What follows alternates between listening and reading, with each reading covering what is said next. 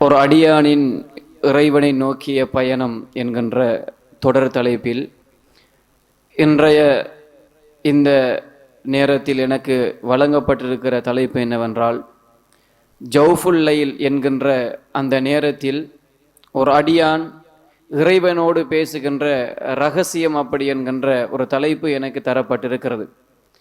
அந்த அடிப்படையில் ஜௌஃபுல் லைல் அப்படி என்பது என்ன அப்படி என்று பார்த்தோமேயானால், பொதுவாக நம் மார்க்கத்தில் அல்லாஹ்வும் அல்லாஹ்வுடைய தூதர் ஸல்லல்லாஹு அலைஹி வஸல்லம் அவர்களும் படைக்கப்பட்ட இந்த காலங்களில் ஒரு சில காலங்களை சிறப்பாக்கி இருப்பதை பார்க்கலாம். 12 மாதங்களில் 4 மாதங்கள் சிறப்பு அப்படி என்று அல் குர்ஆன் சொல்லுகிறது. ஒமின்ஹா அர்பஅத்துன் ஹுரும் அப்படி என்று அல் குர்ஆன் பேசுவதை பார்க்கலாம். ரமதானிலே கடைசி 10 சிறந்தது அப்படி என்கிற செய்தி நம் எல்லோருக்கும் தெரிந்தது. அதே போன்று அல்லாஹு தாலா அல் குர்ஆனில் வல் ஃபஜ்ர் வலயாலின் அஷ்ர் 10 இரவுகள் அப்படி என்று அல்லாஹு தாலா சொல்லுகின்ற அந்த 10 நாட்கள் அஷ்ருதுல் ஹிஜ்ஜா, துல்ஹிஜ்ஜா மாதத்துடைய 10 நாட்கள் சிறப்பு அப்படி என்கிற செய்தியை நாம் பார்த்து இருக்கிறோம். எனவே அல்லாஹு தாலா அவன் காலங்களை கட்டுப்படுத்துபவன் என்கிற அடிப்படையில், அந்த காலத்திற்கு அவன்தான் சொந்தக்காரன் என்கிற அடிப்படையில் நம்மை சிறந்த அமல்களை செய்து கொள்வதற்காக வேண்டி அந்த காலங்களில் சில காலங்களை சிறப்பானதாக அல்லாஹு தாலா ஆக்கி தந்திருக்கிறான். அப்படி ஆக்கி தந்த இடத்தில் தான் ஒரு நாளில் ஒவ்வொரு அடியானும் சந்திக்கக்கூடிய ஒரு நேரத்தை அல்லாஹு தாலா வைத்திருக்கிறான். அது ஜௌஃபுல் லைல், அது மிகச் சிறந்த நேரம் அப்படி என்பதை அல்லாஹ்வுடைய தூதர் நமக்கு மிக தெளிவாக வழிகாட்டி இருக்கிறார்கள். ஜௌஃபுல் லைல் அப்படி என்பது என்னவென்றால், இரவை ஒரு அடியான் 3ஆக பிரித்து கொள்ளலாம். இரவு அப்படி என்பது, லைல் அப்படி என்பது மின் குரூபி ஷம்சி இலா துலூஇல் ஃபஜ்ர், சூரியன் மறைந்ததிலிருந்து நாம் விளங்குவது போன்று செல்வதாக இருந்தால் மக்ரிபுடைய நேரம் இருந்து சுபஹுடைய நேரம் வரைக்கும் இருக்கக்கூடிய, ஃபஜ்ருடைய அந்த அதான் வரைக்கும் இருக்கக்கூடிய அந்த காலப்பகுதிதான் இரவு அப்படி என்போம். இந்த இரவை ஒரு அடியான் 3ஆக பிரித்து கொள்ளலாம், 3 பகுதிகளாக பிரித்து கொள்ளலாம். முதல் ஒரு பகுதி, அடுத்தது 2வது ஒரு பகுதி, 3வது ஒரு பகுதி. உதாரணமாக ஒரு 6 மணி தொடக்கம் 5 மணி வரை அப்படி என்ற அளவெடுத்தோமையானால், ஒரு 6 மணி இருந்து 9:30 10 மணிக்கு இடைப்பட்டது அந்த 3இல் முதலாவது பங்கு. அதற்கு பின்னால் அந்த 9:30 அல்லது 10 மணியிலிருந்து ஒரு 2 மணி வரை அல்லது 1:30 வரை இருக்கக்கூடிய நேரம் நடுப்பகுதி, 3இல் 2வது பகுதி. இந்த கடைசி பகுதி என்பது ஃபஜ்ருடைய நேரம் வரைக்கும், ஒரு 1:30 1 மணி இருந்து ஃபஜ்ருடைய நேரம் வரைக்கும் இருக்கிற அந்த நேரம் தான் ஜௌஃபுல் லைல். இந்த நேரம் மிகச் சிறப்பாக்கப்பட்ட நேரம் அப்படி என்கிற செய்தி ஒரு அடியான் புரிந்து கொள்ள வேண்டும். ஒரு அடியான் தன் வாழ்நாளில் தவறவிடக் கூடாத நேரம் அது அப்படி என்கிற செய்தியை புரிந்து கொள்ள வேண்டும். ஏன் காரணம் அப்படி என்றால், இந்த உலகம் ஒட்டுமொத்தமும் அமைதியாக இருக்கக்கூடிய நேரம், அது எல்லோரும் உறங்கி கொண்டிருக்கக்கூடிய நேரம், வானில் நட்சத்திரங்கள் சந்திரன் அப்படி என்று இருக்கிற அந்த நேரம், ஊரே அமைதியாக, ஒட்டுமொத்த ஊருமே அமைதியாக இருக்கிற நேரம் அந்த நேரம். அந்த நேரத்தில் ஒரு அடியானுடைய கண் விழித்து அவன் உயிரோடு இறைவனை வணங்குகிற ஒரு நேரம் அது. இறைவனோடு அவன் தனி, அந்த ரகசியம் என்கிற வார்த்தை அந்த இடத்தில் இடப்பட்ட காரணம் என்ன தெரியுமா? அந்த நேரத்தில் நீங்கள் செய்கின்ற அமலை இறைவனுக்காக மட்டும் செய்வீர்கள், யாரும் பார்க்க மாட்டார்கள். அதனால்தான் அந்த நேரத்தில் ஒரு அடியான் அல்லாஹ்வோடு பேசுவது இரகசியம் அப்படி என்கிறோம். மற்ற நேரங்களில் நீங்கள் இறைவனிடத்தில் பிரார்த்தனை செய்யலாம், பார்ப்பதற்கு ஆட்கள் இருப்பார்கள். அந்த நேரம் என்பது ஒட்டுமொத்த அமைதியான நேரம், எல்லோரும் ஒரு சமூகம் தூங்கி கொண்டிருக்கிற நேரம், இன்னும் ஒரு சமூகம் பாவத்தில் மூழ்கி கொண்டிருக்கிற நேரம், இன்னும் ஒரு சமூகம் கதைத்து கொண்டிருக்கிற நேரம், இன்னும் ஒரு சமூகம் ஊர் சுற்றி கொண்டிருக்கிற நேரத்தில் இறைவனுக்காக நான் எழும்ப வேண்டும் என்று ஒரு அடியான் எழும்பி அந்த நேரத்தில் இறைவனோடு தனித்தொரு உரையாடல் ஒரு அடியான் செய்வான் அல்லவா, இதான் ரகசியம். இந்த நேரம் மிக பெருமதியானதும் இஸ்லாம் நமக்கு வலியுறுத்தி சொல்லிய ஒரு இடமும் என்கிற செய்தியை ஒவ்வொரு அடியார்களும் என்ன செய்து கொள்ள வேண்டும், புரிந்து கொள்ள வேண்டும். நீங்கள் அல் குர்ஆனில் பாருங்கள், அல்லாஹு தாலா முஃமின்களுடைய பண்பை பேசுகிற நேரத்தில் எல்லாம் ஒரு செய்தியை சொல்லுவான். அல்லாஹு தாலா அழகாக சொல்லுகிற நேரத்தில், ததஜாஃபா ஜுனூபுஹும் அனில் மதாஜிஇ யதுஊன ரப்பஹும் ஹௌஃபன் வ தமஆ. ததஜாஃபா ஜுனூபுஹும் அனில் மதாஜிஇ, அல்லாஹு தாலா சூரா சஜ்தாவிலே சொல்லுகிறான், ஒரு முஃமினுடைய விலா அவனுடைய படுக்கையை விட்டும் ஒதுங்கி இருக்கும் அப்படின்னு அல்லாஹு தாலா சொல்லுகிறான். படுக்கையை விட்டும் அவனுடைய விலா ஒதுங்கி இருக்கும் அப்படி என்றால், அந்த நேரத்தில் ஜௌஃபுல் லைல் என்கிற அந்த இரவின் கடைசி பகுதி நேரத்தில் ஒரு முஃமினுடைய விலா படுக்கையில் இருக்காது அப்படின்னு அல்லாஹு தாலா சொல்கிறான். அது விலகி இருக்கும் என்றால் இறைவனுக்காக அது நின்று வணங்கி கொண்டிருக்கும். அந்த இடத்தில் அல்லாஹு தாலா ஒரு செய்தி சொல்கிறான், யதுஊன ரப்பஹும் ஹௌஃபன் வ தமஆ, பயத்துடனும் பேராசையுடன் இறைவனை அவர்கள் அழைப்பார்கள். இது இறைவனோடு ஒரு அடியான் பேசுகிற ரகசியம்.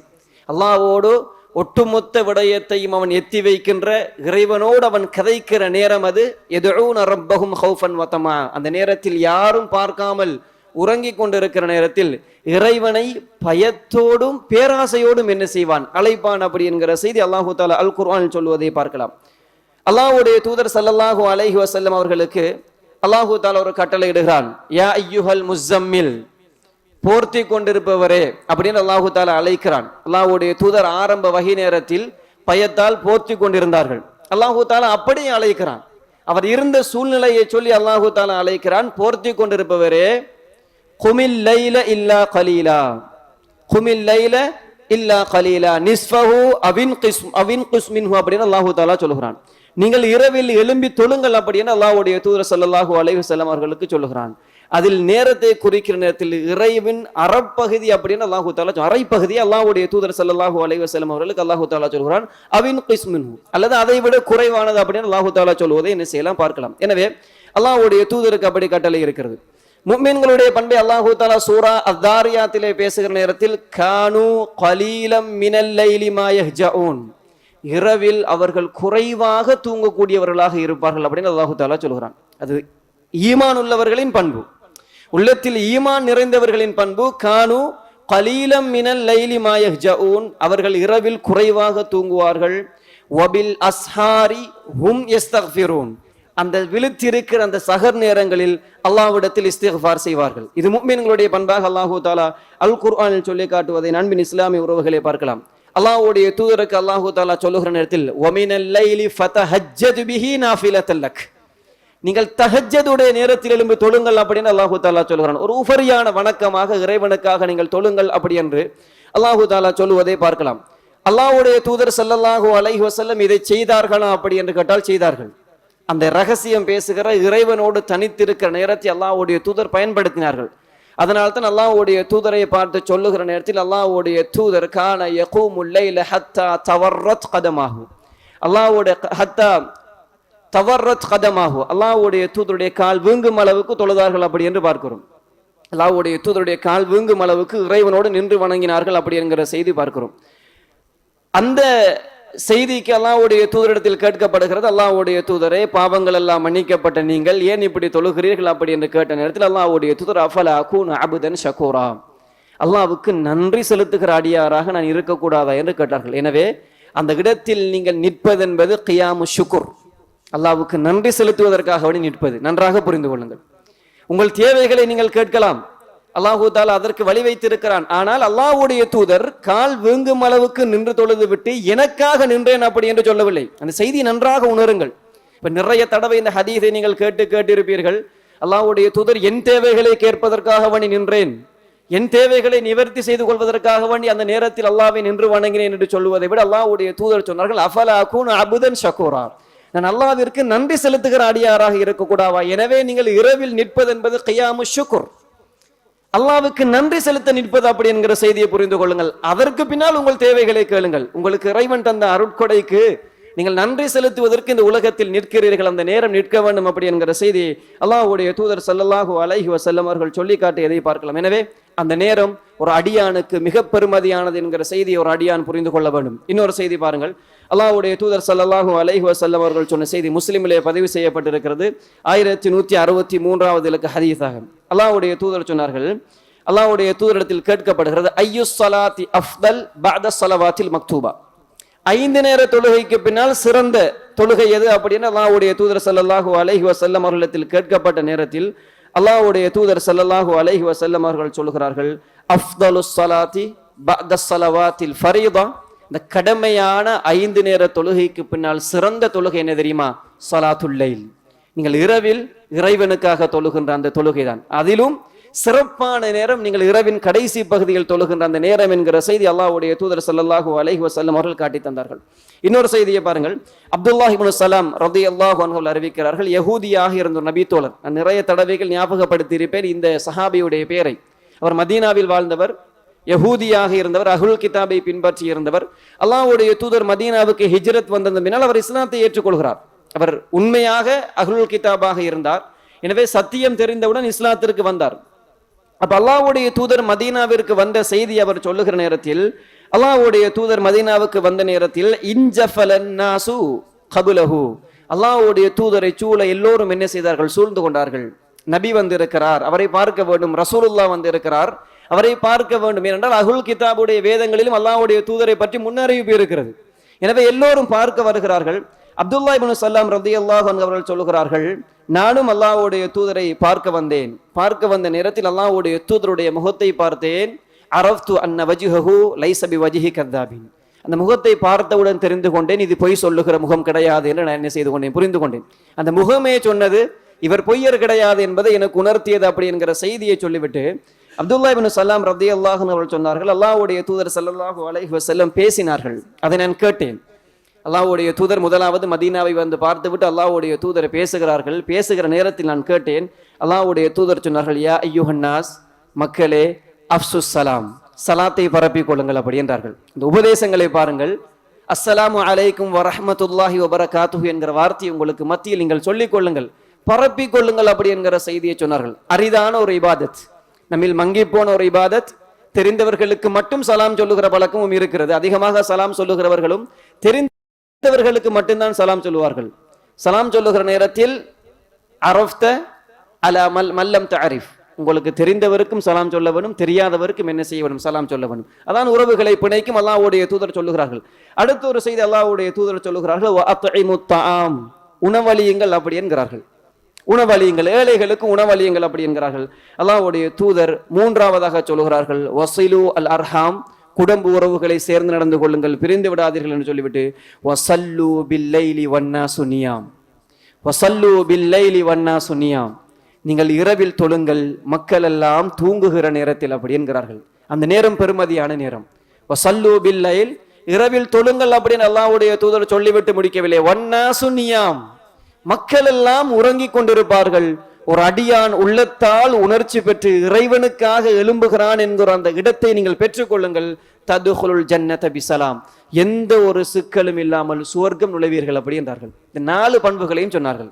சலாத்தை பரப்பிக் கொள்ளுங்கள், உணவளியுங்கள், ஏழைகளுக்கு, கஷ்டப்படுகிறவர்களுக்கு, வறியவர்களுக்கு உணவு கொடுங்கள் அப்படி என்றார்கள். குடும்ப உறவுகளை சேர்ந்து நடங்கள். எல்லோரும் தூங்குகிற நேரத்தில் இந்த இதயம் இறைவனுக்காக விழிக்கச் செய்தால் ததுகுல் ஜன்னத பிஸலாம், நீங்கள் சாந்தியாக எந்த ஒரு சிக்கலும் இல்லாமல் சுவர்க்கம் நுழைவீர்கள் அப்படி என்கிற செய்தியை அல்லாஹ்வுடைய தூதர் ஸல்லல்லாஹு அலைஹி வஸல்லம் அவர்கள் சொல்லி காட்டினார்கள். ஏன் அந்த நேரம் இவ்வளவு சிறப்பு? அந்த நேரத்தை ஏன் அல்லாஹ்வுடைய தூதர் ஸல்லல்லாஹு அலைஹி வஸல்லம் அவர்கள் சொல்லி காட்டினார்கள் அப்படி என்றால், நீங்கள் கேள்விப்பட்ட ஹதீஸ் தான். ஆனால் சில இடங்கள் உள்ளம் சில விடயங்களை உணர மறுத்ததால், அந்த உண்மையான உணர்வு, அந்த ஈமானிய இன்பம் கிடைக்க பெறாதால் நிறைய விடயத்தை நம் வாழ்க்கையில் இழந்து கொண்டிருக்கிறோம். அதான் இந்த தலைப்பும் இந்த ரமலானுக்கு இடப்பட்டது. இறைவனை நோக்கிய ஒரு அடியானின் பயணம். அந்த பயணத்தில் இறைவன் சொல்லுகிற ஒவ்வொன்றிலும் ஒரு அடியான் இன்பம் பெற வேண்டும். அந்த ஈமானிய இன்பம் என்பது இருக்கிறது அல்லவா, அது நாம் நினைப்பது போன்று வாங்குவதற்கோ அல்லது இவரிடமிருந்து பெற்றுக்கொள்வதற்கோ முடியாத ஒன்று. அதை கண்ணால் பார்க்கவும் முடியாது. அது ஒரு உணர்வு, அது ரூஹானியத். அதை ஒவ்வொரு அடியானும் உணர்கிற நேரத்தில் அந்த வாழ்க்கை ஒரு வித்தியாசமான வாழ்க்கை அப்படி என்கிற செய்தியை புரிந்து கொள்ளணும். அல்லாஹ்வுடைய தூதர் நிறைய இடத்தில் சொன்னார்கள், தாக்க தாமல் ஈமான் அப்படி என்றார்கள். ஈமானின் சுவையை ஒருவர் சுவைத்துக் கொண்டார் அப்படி என்றார்கள். இப்ப ஈமானை சுவைக்க முடியும். ஒரு முஃமினுக்கு ஈமானை உணர்ந்து அந்த டேஸ்டை அவனுக்கு உணர்ந்து இந்த உலகத்தில் வாழ முடியும். அல்லாஹ்வுடைய தூதர் சொன்னார்கள். இன்னொரு இடத்தில் நீங்கள் பார்க்கலாம், சலாசுன் மன் குன்ன ஃபீஹி வஜத ஹலாவத்துல் ஈமான், 3 விடயம் இருக்கிறது. அந்த 3ஐயும் உங்கள் வாழ்க்கையில் எவர் பெற்றுக்கொள்கிறாரோ அவர் ஈமானின் இன்பத்தை அடைந்து கொள்வார் அப்படி என்றார்கள். அந்த இன்பத்தை உணர்ந்து இருக்கிறோமா என்று ஒவ்வொருவரும் சுய பரிசோதனை செய்வார். அந்த உள்ளத்திற்கு அந்த இன்பம் வந்து இருக்கிறதா? அல்லாஹ்வுடைய தூதர் அதில் சொல்லுகிற நேரத்தில் 3 விடயங்கள் சொன்னார்கள். அல்லாஹ்வும் அல்லாஹ்வுடைய தூதரும் இந்த உலகத்தில் உள்ள எல்லோரையும் விட யாருக்கு நேசமானவராக எந்த உள்ளத்திற்கு இருக்கிறதோ அந்த உள்ளம் ஈமானின் சுவையை உணரும். அல்லாஹ்வையும் அல்லாஹ்வுடைய தூதரையும் தவிர இந்த உலகத்தில் எல்லோரையும் விட அல்லாஹ்வும் அல்லாஹ்வுடைய தூதரும் தான் எனக்கு அப்படி என்கிற எண்ணம் யாருடைய உள்ளத்தில் இருக்கிறதோ அந்த கல்பு ஈமானின் சுவையை உணரும் என்றார்கள்.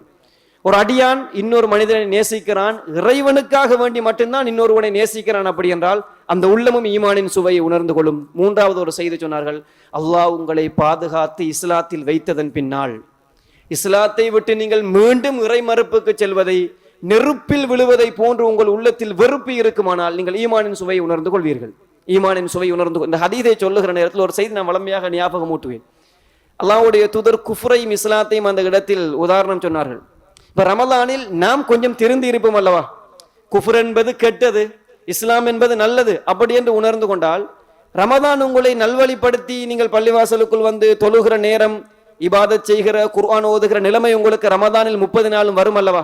அந்த 30 நாளில் முடிந்ததன் பின்னால் மீண்டும் பாவத்துக்கு செல்வதை வெறுக்க வேண்டும். அப்பதான் ஈமான் சுவையை உணர்ந்து கொள்ளலாம். அல்லாஹ்வுடைய தூதர் குஃப்ரையும் இஸ்லாத்தையும் சொன்னார்கள்.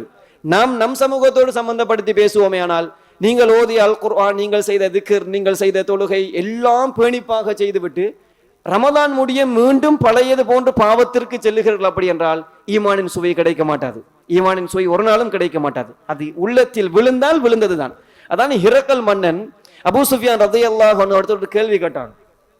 இஸ்லாத்திற்கு வந்தவர்கள் எல்லாம், முஸ்லிமாக வருகிறவர்கள் எல்லாம், அவர்கள் வந்தவுடன் இஸ்லாத்தை விட்டு வெறுத்து மீண்டும் உங்களோட பக்கம் வந்து கொள்கிறார்களா என்று கேட்டான். இல்ல அவர்கள் நாளுக்கு நாள் குறைகிறார்களா அதிகரிக்கிறார்களா என்று கேட்டான். அபூ சுஃபியான் இஸ்லாத்திற்கு வருவதற்கு முன் ரலியல்லாஹு அன்ஹு அவர்கள் சொன்னார், அவர்கள் இஸ்லாத்திற்கு போனால் திரும்பி வருவதே கிடையாது, அப்படியே அந்த பக்கம் தான் இருக்கிறார்கள். முஹம்மதுடைய சமூகம் குறைதல் கிடையாது, அது கூடிக்கொண்டே செல்லுகிறதா அப்படி என்ற நேரத்தில் ஹிரக்கல் ஒரு வார்த்தை சொன்னார், அதான் ஈமானின் சுவை.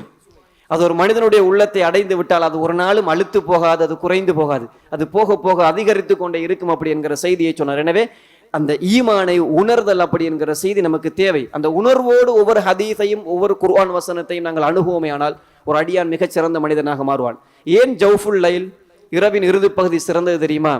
அல்லாஹ்வுடைய தூதர் ஸல்லல்லாஹு அலைஹி வஸல்லம் அவர்கள் சொன்னார்கள், யன்ஸிலு ரப்புனா தபாரக வ தஆலா குல்ல லைலத்தின் இலஸ் ஸமாஇத் துன்யா. எங்களுடைய ரப்பு கீழ்வானத்திற்கு இறங்கி வருகிறான் அப்படி என்று அல்லாஹ்வுடைய தூதர் சொன்னார்கள். அந்த வசனத்தை உணருங்கள். அல்லாஹ் எப்படி இறங்குகிறான், அவனுக்கு எப்படி இறங்குவது தகுதியோ அப்படி அல்லாஹு தஆலா இறங்குகிறான். உங்களை படைத்த ரப்பு, இதுவரைக்கும் உங்களை கவனித்த ரப்பு, அவனுக்கு நீங்கள் மாறு செய்கிறீர்கள் அந்த ரப்பு உங்களுக்காக அல்லாஹு தஆலா இறங்கி வருகிறான். ஏன் ஹதீஸுடைய பின்பக்கத்தை நீங்கள் பார்த்தீர்கள் அப்படி என்று சொன்னால் வேற எந்த நோக்கமும் கிடையாது. அடியார்களுக்காக வேண்டி அல்லாஹு தஆலா என்ன செய்கிறான், கீழ்வானத்திற்கு வருகிறான், ரப்பு வருகிறான் அப்படி என்கிற செய்தியை உணருங்கள். என் ரப்பு என்னை நோக்கி வருகிறான். அல்லாஹு தஆலா வந்து என்ன சொல்கிறான், மன் யதுஊனி, என்னிடத்தில் துஆ கேட்பவர்கள் யாரும் இருக்கிறார்களா அப்படி என்கிறான். இருந்தால் என்னிடத்தில் கேளுங்கள், ஃபஸ்தஜீப், நான் பதிலளிக்கிறேன் அப்படி என்கிறான். இதை விட தேவை ஒரு அடியானுக்கு அந்த நேரத்தில்? இதை உணர்ந்தால் போதும். என்னிடத்தில் கேட்பதற்கு யார் இருக்கிறீர்கள், கேளுங்கள். யாரும் இல்லையா, கேளுங்கள். கேட்டால் பதிலளிக்க நான் தயாராக இருக்கிறேன் அல்லாஹு தஆலா சொல்கிறான். மன் யஸ்அலுனி ஃபஉத்தியஹு, என்னிடத்தில் கேட்பதற்கு யாரும் இருக்கிறீர்களா, கேளுங்கள், நான் கொடுப்பதற்கு தயாராக இருக்கிறேன். ஹல் மின் முஸ்தக்ஃபிரின், என்னிடத்தில் பாவம் மன்னிப்பு கேட்பதற்கு யாரும் இருக்கிறீர்களா, கேளுங்கள், மன்னிக்கிறேன் அப்படி என்கிறான். நீங்கள் கேட்டால் தருகிறேன், நீங்கள் துஆ கேட்டால் அந்த இடத்தில் உங்களுக்கு இஸ்திஜாபத்து தஅவா, இந்த துஆவை நான் ஏற்றுக்கொள்கிறேன். நாம் இஹ்லாஸோடு துஆவுக்கு தடையாக உள்ள எதுவும் இல்லாமல் இறைவனிடத்தில் இந்த நேரத்தில் எழும்பி நீங்கள் நம் கேட்டால் இறைவன் தருவதற்கு தயாராக இருக்கிறேன் அப்படின்னு அல்லாஹு தஆலா சொல்கிறான். விரும்பியதை கேளுங்கள், மன்னிப்பா கேளுங்கள், தருகிறேன்.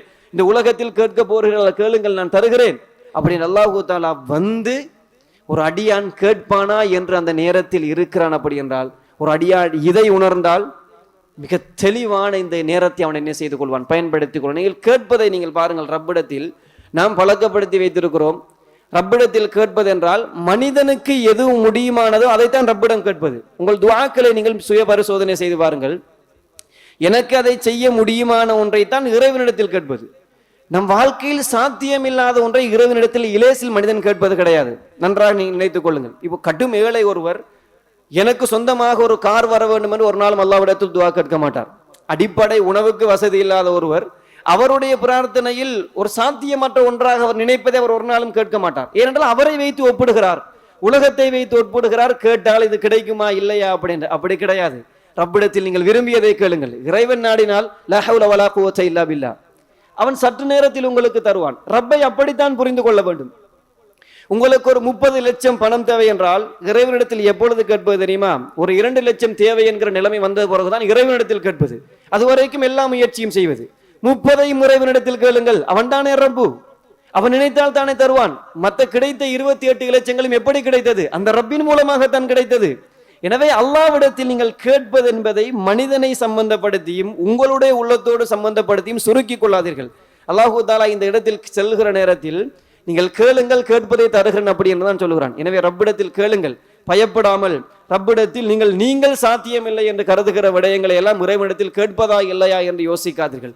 சாத்தியம் இல்லாதவற்றை உலகத்தில் சாத்தியமாக்கி உலகமே தோற்று போவது ரப்புடைய கட்டளைக்கு முன்னால். எனவே இந்த உணர்வை ஒரு அடியான் உணர்ந்து கொண்டு அந்த நேரத்தை பயன்படுத்த வேண்டும் அப்படி என்கிற செய்தியை புரிந்து கொள்ளவன். அதனால் தான் ஜக்கரியா அலைஹிஸ்ஸலாம் அவர்கள் சொன்னார், ரப்பே நான் உன்னிடத்தில் கேட்கிறேன், வலம் அக்கும் பிதுஆஇக ரப்பி ஷகியா, உன்னிடத்தில் கேட்பதால் ஒரு நாளும் எனக்கு நஷ்டம் கிடையாது. உன்னிடத்தில் நான் கேட்கிற பிரார்த்தனையில் ஒரு நாளும் நஷ்டம் கிடையாது. அதனால் நான் துர்ப்பாக்கியசாலியாக இந்த உலகத்தில் ஆகிவிடப் போவது கிடையாது என்கிற பகுதியை புரிந்து கொள்ளுங்க. நீங்கள் பாருங்கள், உங்களுக்கு தேவையான ஒன்றை நீங்கள் கேட்கிற நேரத்தில் இதை மனிதர்களிடத்தில் கேட்கிற நேரத்தில் இதை நமக்கு தருவதற்கு யாருக்கு வாய்ப்புள்ளதோ அவரிடம்தான் கேட்போம்.